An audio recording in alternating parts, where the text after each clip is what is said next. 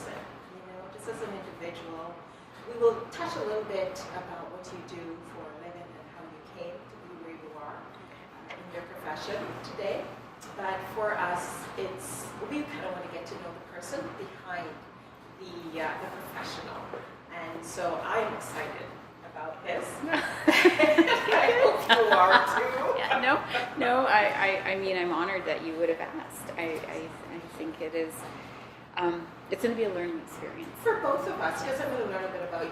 You'll learn a bit about conversations and why we do what we do. And so, and I'd shared some of that with you before. Really and truly, what we're looking at, Janice, is for individuals such as yourself who have, just over the years, done certain things, and some of them might be very deliberate, depending on who you are in terms of your nature. You might say, in 2 years, this is where I'm going to be or want to be.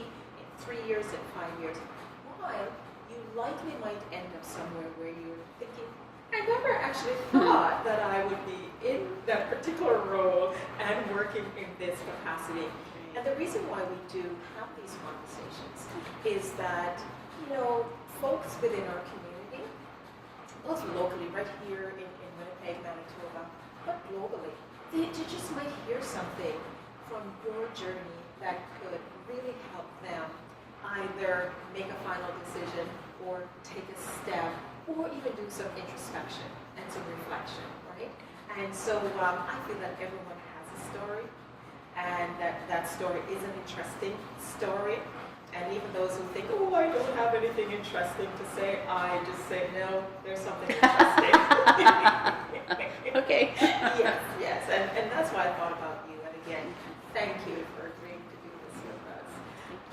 So tell me a little bit about, Janice, that I see you more in a professional role, and I know that there's more to all of us than what face we bring to the general public. So, Miss Janice. Who's Janice? Well, Janice is a very quiet individual. Very, I don't know, that's a tough one because I normally don't talk about myself. I'm usually the one asking the questions of others, so it's easy to ask, hard to answer. That's why we do conversations, so you get a chance to talk about you. Yes. I don't know. Outside of work, there's little time for much of anything else. Love the outdoors. Love being able just to feel that there's nothing around you. It's great. Great to be able to have gardening and work outside. Not a great sports person. Do like to curl. Haven't curled this year though. Just didn't have the time. Okay. Read, but yeah, that's pretty much it. It's hard to think about what you would do when work takes so much time. I know. Yeah. And it's interesting because this, the best part of our days, so our waking days, as well as the best parts of our youth, actually are spent on work. It's true. So work has to work for us if we're going to have any meaning, right? Yes. To it. I just want to pick up on a few of the things though that you mentioned in terms of who's Janice. You mentioned the outdoors. Yes. And I'm a huge fan of the outdoors. So what do you like to do outside? Oh, walk. I love walking. Same here. I can walk for hours. It's the best way to de-stress. It is the best way to just think. Yes. You can settle many decisions while you're walking and come back feeling relaxed and with an answer. Gardening. I like gardening. Same here. Yeah, it's just nice to be out. Yes. Freedom. I guess it's the freedom. It's the freedom. In fact, later on when we talk, hopefully you'll be able to share with me a couple of your guiding principles. And I'm just prepping you right now. One of mine is freedom. And freedom for me is quite expansive in what that looks like and what it feels like. But at this level here, when you mention the freedom of being outdoors, that is what really draws me to enjoy the outdoors so much. And it's the freedom to think, for me, out loud, right? Because I do talk out loud to myself. Yes. Yes, and I'm sure anybody that ever saw anybody walking and talking would have to question what they're doing or what's on their mind.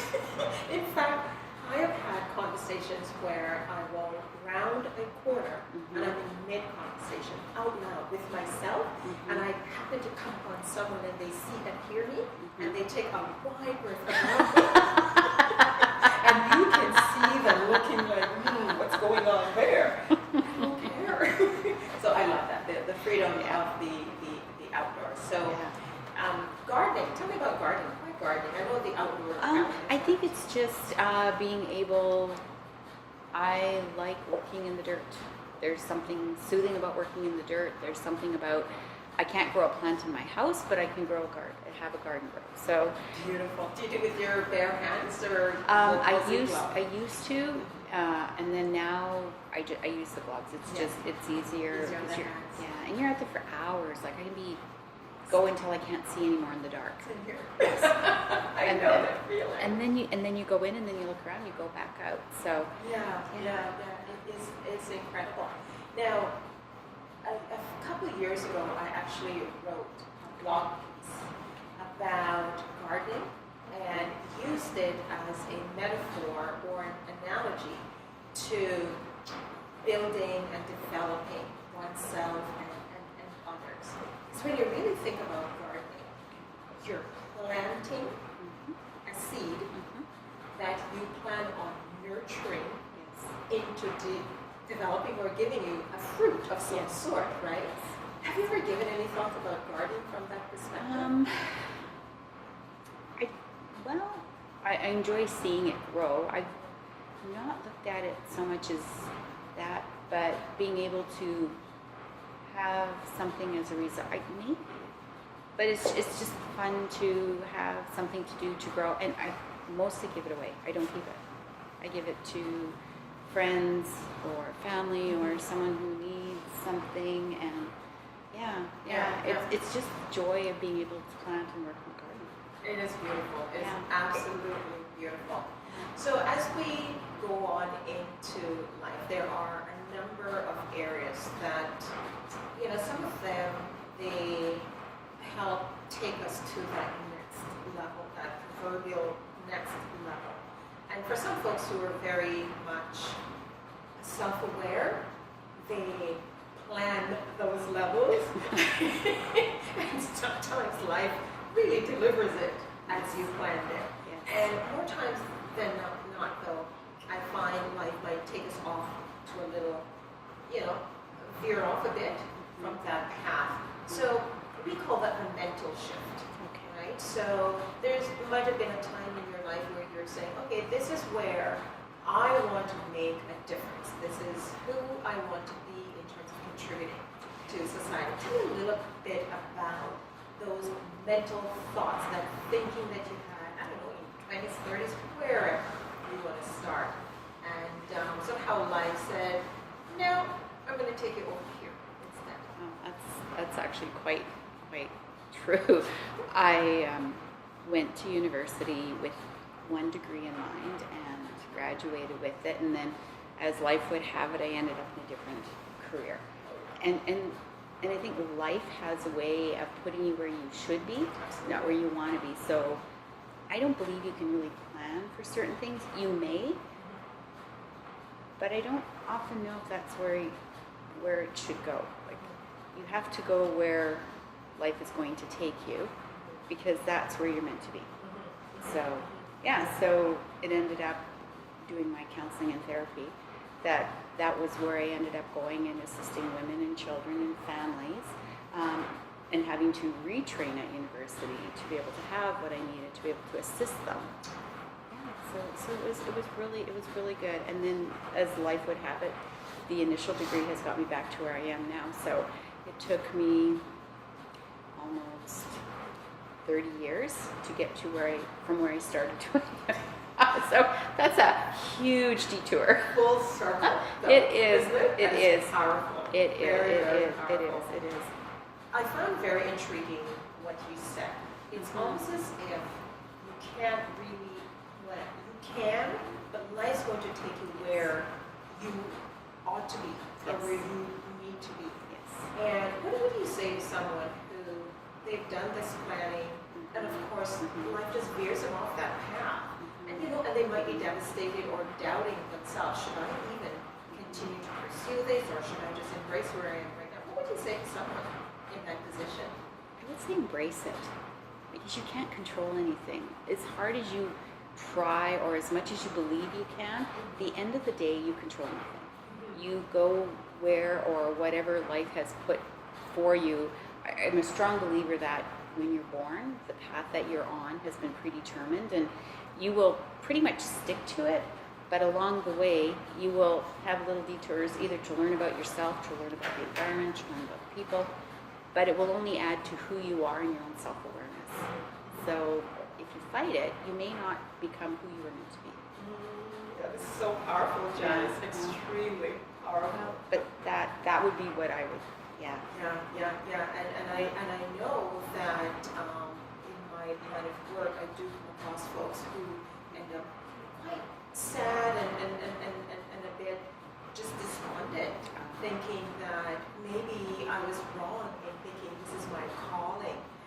But it likely could still be the calling. It's just that we need to take it in this direction instead of going this way, right? It's really powerful. So when did you realize mentally that you needed to embrace what life is actually giving to you or taking you? At what stage in your life did you come to that realization?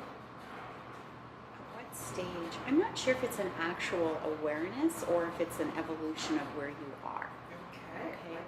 Because as you're working with individuals and as you're growing as an individual, because you're always learning, you never stop, there's parts of yourself that you may discover that will enhance or will make you want to question going somewhere else. So with both being able to do both, you can learn who you are and you can also grow. And part of that would have been the different stages where, with working with the different women that I'd met, I learned a lot from them. I mean, they were the teachers. They were the ones that I looked to and applaud them because of their strength and what their needs were and how I could help them find their voice. So as we're looking at everything that's around us, how do we make it work so that we can empower? How can we make it work so that they can be who they were meant to be and not be these individuals that have somehow forgotten or, detracted and grown within themselves. So I probably didn't answer the question, but it's just like veering off. I heard it's an evolutionary process, and I certainly can relate to that. And I think it's critical that those who are listening to this hear that it is an evolutionary process. And sometimes you might wake up and one day you realize, wow,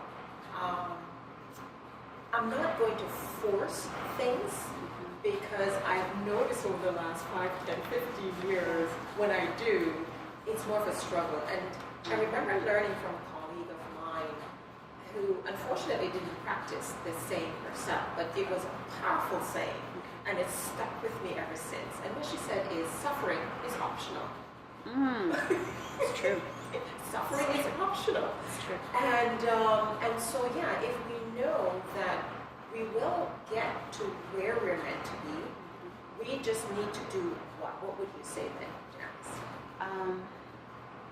Well, to be open. I think a person needs to be open, to be appreciative of what is there, and I don't think any one person gets something they can't handle. What happens along the way is something that helps them look within for strength, helps them have a better understanding of who they are and where they need to go.